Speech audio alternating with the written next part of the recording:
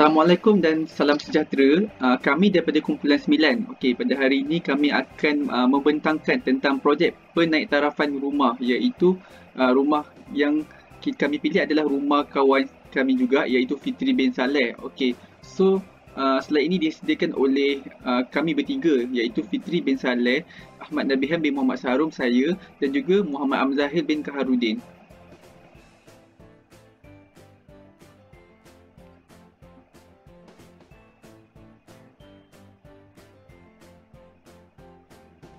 Baiklah, untuk pengenalan projek kami, saya akan menerangkan dulu apa itu. Jadi set literate ni adalah sebuah lukisan yang menerangkan atau menggambarkan kedudukan alat lengkap dan peralatan literate serta kaedah kawalan literate dan keadaan arus pelindungan litar, iaitu MCB lah. Jadi lukisan literate ni bertujuan untuk jadi panduan kepada pembina bangunan dan akan kerja-kerja mereka dalam pemasangan dan penanganan literate. Jadi macam mana dia dapat mudahkan kerja-kerja tersebut? Dia dapat memberikan maklumat mengenai perancangan pemasangan dan anggaran bekalan yang diperlukan bagi suatu pasangan literate. Jadi nanti kita akan tengoklah apa yang tergandung di dalam seperti simbol literate, lukisan sesuatu, gambar raja skematik, gambar raja litar dan gambar raja pendawaian. Okey.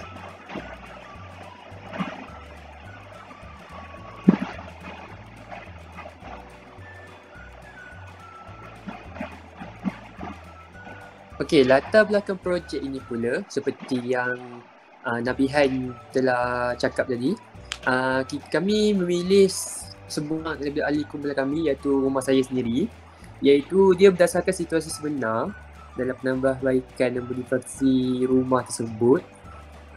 Itu telah dinaik taraf beberapa tahun lepas.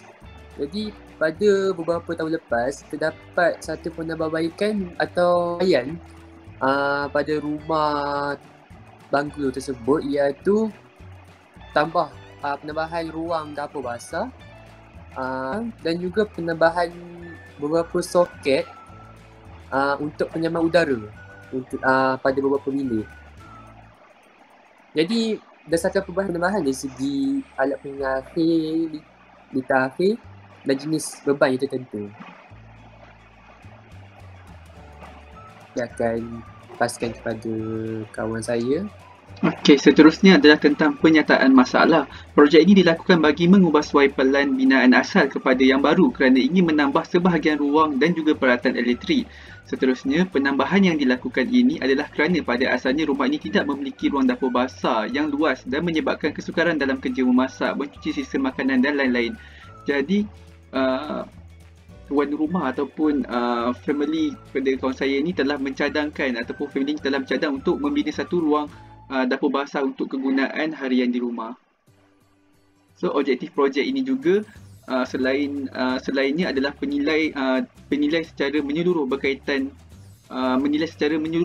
rumah kediaman yang dipilih. Maksudnya di sini dia akan menilai keluasan rumah tersebut, maksudnya bilik ni, bilik tu, apa semua. Seterusnya mengukur semula litar akhir beban elektrik yang digunakan secara sistematik dan membuat rancangan semula bagi pemensuaian atau penambahan beban. Okey, kat sini apa boleh saya katakan, di mana apabila dia nak menambah beban elektrik, jadi dia akan mengukur semula ataupun mengira semula beban-beban yang digunakan, sebab kita tak boleh looping ataupun looping soket secara begitu saja dengan banyak-banyak, sebab ini adalah kegunaan dapur basah, jadi semestinya banyak peralatan elektrik yang akan digunakan di situ. Merancang pelan lantai dan penambahan baharu ruang dapur dengan sistematik. So kat sini kita dapat tengok nanti pada next slide seterusnya adalah tentang pelan lantai dia, di mana pelan lantai sebelum dan pelan lantai selepas. Kita boleh nampak kat situ nanti macam mana.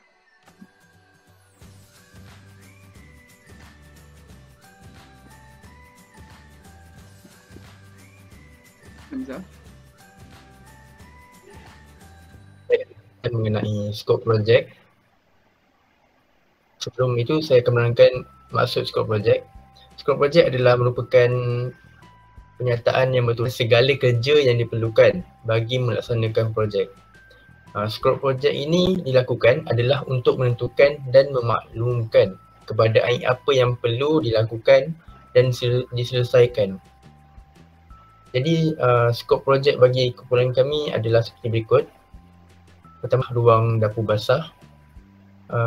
Ini menambah ruang dapur basah ni adalah untuk memudahkan pergerakan dan kerja semasa orang rumah ataupun penghuni rumah tu menggunakan dapur tersebut. Seterusnya adalah menambah ruang teres belakang. Menambah ruang teres belakang adalah untuk lebih kepada ruang santai ataupun meletak barang-barang di belakang rumah.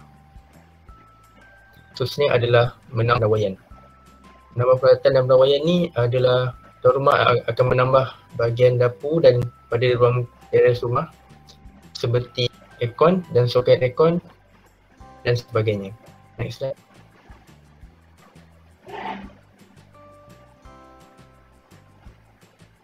Seterusnya adalah prosedur projek. Apa itu prosedur projek? Prosedur projek ni adalah dilakukan sebelum suatu projek itu dijalankan. Diketahui tersebut adalah latar belakang projek, letakkan masalah projek, objektif projek dan skop projek tersebut. Ini adalah untuk memastikan untuk projek tersebut berjalan dengan lancar dan mencapai objektifnya.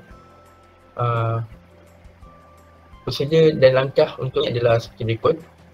Pertama, pemilihan rumah. Kami melakukan perbincangan dengan ahli kumpulan bagi merancang pemilihan rumah yang akan dipilih. Maksudnya kami memilihlah rumah yang akan kami naik tarafkan. Seterusnya kami mengenali pasti masalah ni, maknanya kami mencari masalah yang ada pada rumah tersebut ataupun perkara yang ingin kami naik taraf pun. Seterusnya kami mengagikan tugas kami. Mengagikan tugas ni perkara yang perlu dilakukan bagi melaksanakan tugas. Langkah ini adalah untuk memastikan projek berjalan dengan lancar. Seterusnya adalah maklumat rumah sebelum naik taraf. Maksudnya kami melukis plan rumah sebelum naik taraf, lukisan skematik rumah sebelum naik taraf dan jadual pengiraan anggaran faktur pelbagaian naik taraf. Selepas itu kami menyatakan maklumat yang rumah selepas naik taraf, maksudnya apa yang kami lukis rumah dan lukisan skematik dan plan lantai selepas kami menaik taraf rumah tersebut. Terus laporan projek. Laporan projek ni perlu dilengkapkan dengan cukup dengan segala format yang telah diminta dalam video pembentangan projek. Video pembentangan projek kumpulan ini akan mengandungi perkara yang seperti membaca plan rumah, melukis lantai, skematik dan sebersikit perkara yang dinaik taraf. Next, saya serahkan kepada Ahmad Nabian, Fitri. Baiklah. Berikut sebuah jadual pengagihan li ta'akhir untuk rumah yang kami pilih ni sebelum dinaik taraf. Jadi terdapat beberapa ruang atau bilik di dalam rumah yang disambung dengan beberapa alat pelindung akhir, iaitu yang ada kat dalam ni adalah 10M dan 32M. Jadi kalau kita lihat jumlah keseluruhan litar akhir yang ada dekat sini ada 11. Ada 4 litar akhir untuk lampu dan kipas, dan ada untuk soket. Jadi sebagai contoh, kita lihat alat pelindung akhir yang pertama ni, kita ada 2 lampu di ruang tamu utama, 1 lampu bilik air, 1 lampu anjung dan 1 lampu teres 1. Dan berikutnya pun sama. Cukup je.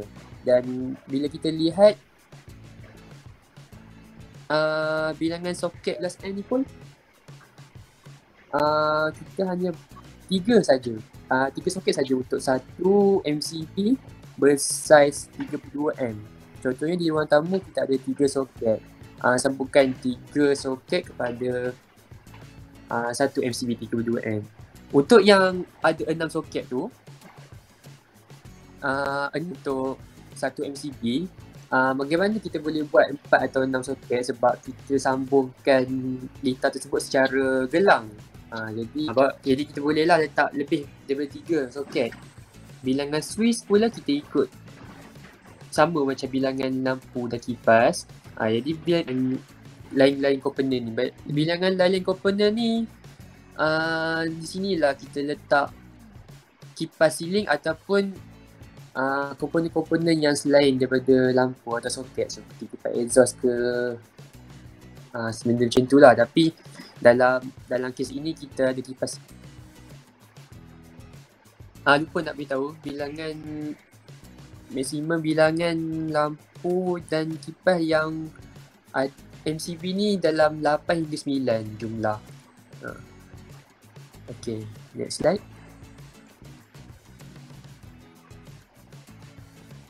Next slide saya akan serahkan kepada kawan saya. Okey, ini adalah jadual faktor kepelbagaian. Untuk jadual faktor kepelbagaian, kami mengira untuk arus maksima dan arus anggaran. Ini adalah pengiraan kami sebelum taraf. Okey, kita tengok untuk pengiraan lampu pendafloor. Lampu pendafloor pada rumah ni sebelum naik taraf adalah bilangan menggunakan 36 watt. Jadi kami darab dengan 1.8 watt untuk lampu pendafloor kerana balas dan dibagikan jumlah voltan 240. Jadi kami dapat 5.67 ampere untuk arus maksimum. Untuk arus anggaran pula kami darab dengan 66% arus maksimum daripada arus maksimum. Jadi kami dapat 74 ampere. Seterusnya adalah pengiraan untuk lampu filamen 36 watt. Dalam rumah ini buah lampu filamen. Jadi kami darab dengan 36 watt. Jadi bagi dengan arus voltan dengan bekalan 240, kami 0 ampere untuk arus maksimum. Untuk arus anggaran kami darab dengan 66% daripada arus maksimum tersebut, 0.4 ampere. Seterusnya adalah untuk pengiraan kipas. Untuk rumah ini buah kipas. Jadi kami darab dengan 9 buah kipas darab dengan 40 watt dibahagi dengan 2 teluk bekalan yang perlu didarab dengan 0.85 kerana mempunyai motor. Jadi pengiraannya dapat 1.77 ampere untuk arus maksimum. Seterusnya untuk arus anggaran 1.7 tersebut 6% daripada arus maksimum tersebut, 1.17 ampere untuk arus anggaran. Okey, untuk soket pun mempunyai 20 unit soket 13 ampere. 3 soket setiap 32 ampere. Jadi untuk faktor anggarannya 192 ampere. Untuk faktor maksimumnya 192 ampere, maafkan saya. Seterusnya adalah faktor anggaran untuk pengiraan anggaran. Untuk 100% pertama terbesar dengan untuk 1% pertama iaitu arus sebesar 30 ampere. Seterusnya tambah dengan 40% selebihnya, 192 tolak dengan 32 darab dengan 40%. Jadi kami dapat 64 ampere. 64 ampere tersebut tambah dengan tambah terbesar 32 ampere tersebut jadi 96 ampere untuk faktor anggaran. Jadi keseluruhan jumlah faktor maksimum untuk rumah yang sebelum dinaik taraf adalah 200.04 ampere untuk faktor maksimum. Untuk faktor anggaran 101.31 ampere.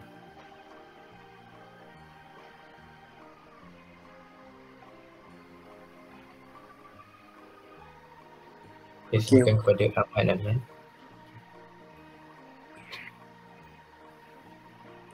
Okey, pelah lantai untuk sebelum melakukan satu perubahan atau penambahan. Jadi kalau kita lihat pelan lantai atas, kita ada 9 kipas, 21 lampu channel luminaire, 4 lampu filament, 34 switch, 22 soket, 9 fan regulator dan 1 distribution board. Jadi inilah pelan asal yang kita ada sebelum melakukan. Jadi perubahan yang akan kita lakukan nanti, kita akan tambah dapur basah di belakang dan beberapa soket aircon lah nanti.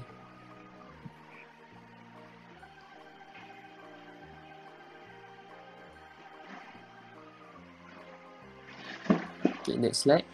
Okey, seterusnya tentang litar skematik. Okey, ini adalah litar skematik sebelum berlakunya penguasaian, di mana ni akan dibekalkan oleh TMB. Seterusnya akan masuk kepada unit pemotong dan penghubung neutral, di mana kat sini adalah cutout dan neutral link. Seterusnya akan masuk kepada meter, kemudian akan pergi kepada main switch. Ni adalah untuk, kalau sekarang punya ada tambah safety protection lebih sikit. So ni main switch dan ini ialah ELCB. Main switch yang digunakan untuk rumah Fitri ini adalah jenis single pole neutral, iaitu 2 pole 63 ampere. Iaitu seterusnya adalah dia punya ELCB menggunakan 63 ampere juga, 2 pole dengan kepekaan trip 100 mA. So jadi kat sini ini adalah beban-beban yang digunakan. Okey, ini adalah litar akhir. Terdapat ada 11 litar akhir, di mana 10 litar akhir digunakan dan 1 adalah simpanan. So jadi kat sini kita boleh dapat lihat lampu kipas digunakan hanya 4 MCB sahaja berkadaran 10 ampere. Seterusnya menggunakan 32 ampere keseluruhan untuk litar akhir, untuk lebih kepada untuk soket lah. Dan terdapat satu simpanan. Kat sini ada guna 6 soket, tapi dia menggunakan litar gelang sebab dia menggunakan lebih soket. Ini berada di ruang tamu, tak salah saya, ruang tamu.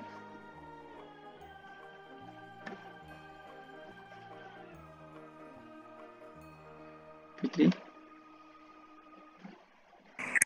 Okey, ini adalah jadual pengagihan di rumah yang selepas dinaik taraf.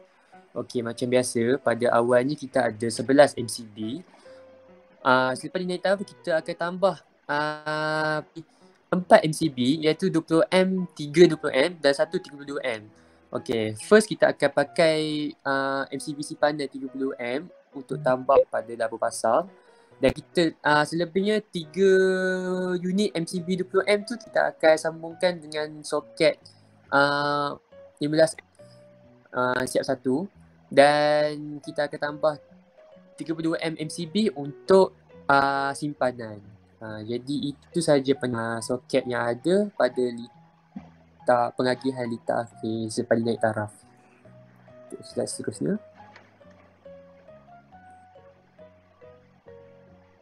Hamzah.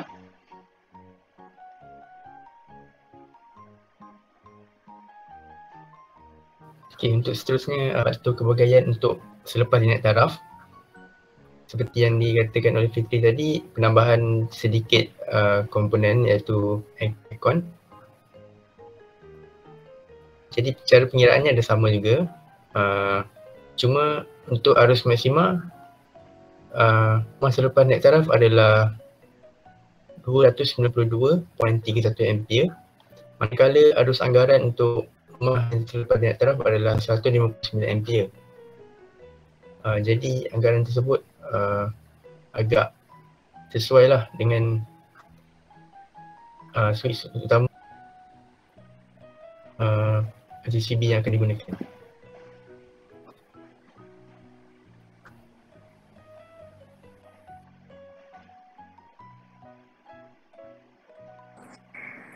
Okey, ini adalah pelan rumah yang telah membuat penguasaian. Jadi kita boleh lihat perbezaan berbanding pelan rumah yang sebelumnya. Kita ada buat penambahan ruang dapur basah di belakang dan juga penambahan soket untuk aircon pada bilik utama, bilik 1 dan bilik utama, bilik 2 dan bilik 3. Mari kita lihat perbezaannya dari segi switch. Itu sudah semestinya akan ada penambahan sebab ada penambahan pada teres, dan juga kita ada penambahan soket 12M untuk aircon. pada bilik yang saya terangkan tadi, dan juga penambahan pada lampu sebab kita tambah teres di belakang, jadi kita letak lampu dekat. Jadi itu sajalah penambahan yang ada pada pelan rumah ini. Okay, seterusnya mention ada juga penambahan soket 13M tadi. Okay, terima kasih. Okey, seterusnya ni Sebanyak adalah ni soket 13M. okey, seterusnya ni adalah litar skematik yang baru lah setelah diubah suai. Ini adalah litar yang baru di mana ini adalah penambahan untuk ruang dapur basah menggunakan 5 soket dengan litar gelang. Kemudian ditambahkan dengan 3 MCB untuk kegunaan aircon dengan menggunakan MCB berkadaran 20 ampere. So satu aircon dia letakkan 1 MCB lah. So terdapat 3 bilik yang menggunakan aircon, jadi dia memasang soket 15 ampere untuk aircon. Jadi kita akan ambil satu-satu lah. So ada 3. So masih ada satu simpanan di sini. Hamzah?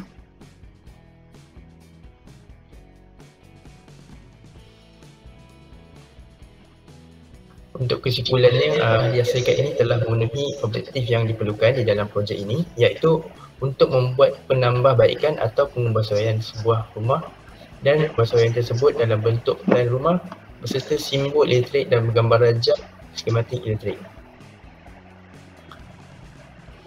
Antara penambahbaikan yang telah disebut adalah seperti dapur basah, teres dilakukan belakang rumah, dan beberapa penambahan soket khas untuk penghawa dingin ubah bilik.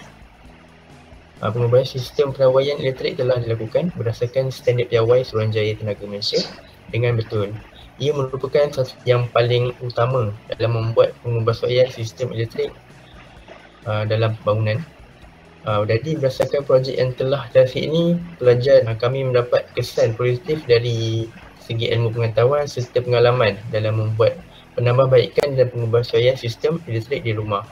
Justru dapat mengaplikasikan kefahaman dan kemahiran yang diperolehi dari projek ini untuk situasi sebenar di luar sana. Jadi ilmu ini dapat memberikan manfaat kepada pelajar secara berterusan. Sekian saja daripada kumpulan kami. Sekian, terima kasih. Terima kasih semua. Terima kasih. Bye.